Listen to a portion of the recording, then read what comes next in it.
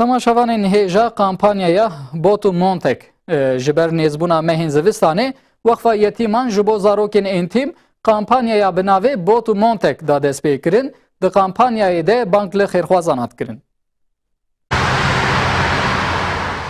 Weqfa Yetîman kampanyaya Bot û Montekî da destpêkirin. Ji ber nêzbûna demsala mevsîma zivistanê Weqfa Yetîman ji bo zarokên yetîm kampanyayek bi navê Bot û Montekî da destpêkirin. Rayadarên Weqfê ji bo alîkariyê bang li xêrxwazan kir.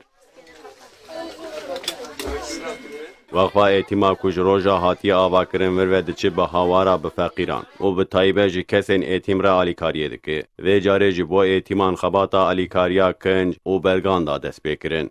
Endamê civata îstîşareya Weqfa Yetîman Mehmet Ali Aysû derbarê xebata alîkariya ku hat destpêkirin de beyan da. Aysû beyana ku belav kir de dest nîşan kir. Weka ku tê zanîn demsala zivistanê nêz dibe. Di temamê malan de ji bo zivistanê amadehiyek şêrîn tê kirin.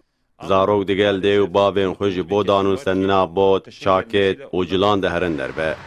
Lê belê hinek kes ji ber zivistanê dikevin zehmetiyan. Lewra ew nizanin û nikare bi çi awayî zivistanê derbas bikin. Ew kes kesên êtîmîn. Ji ber vê yekê ji bo êtîm neqefilin û zivistanê germ derbas bike me ev xebata alîkariyê da destpêkirin. Aysû di berdewamiya axaftina xwe de dest nîşan kir. Ew ji ber vê yekê ji bo êtîman kampanyayek bi navê Bot û Montekî da destpêkirin û dûra wiha axaftina xwe zêde kir. Bi îzna Xweda em ê bi saxiya vê kampanyayê ji bi hezaran êtîman re bibin alîkar û em ê ji wan re Bot û Montekî hediye bikin. Bi vî awayê ew ê êtîmê me neqefilin û ew ê nizanin bi ku ew ne bêxwedî û ew ê ji me re dua bikin.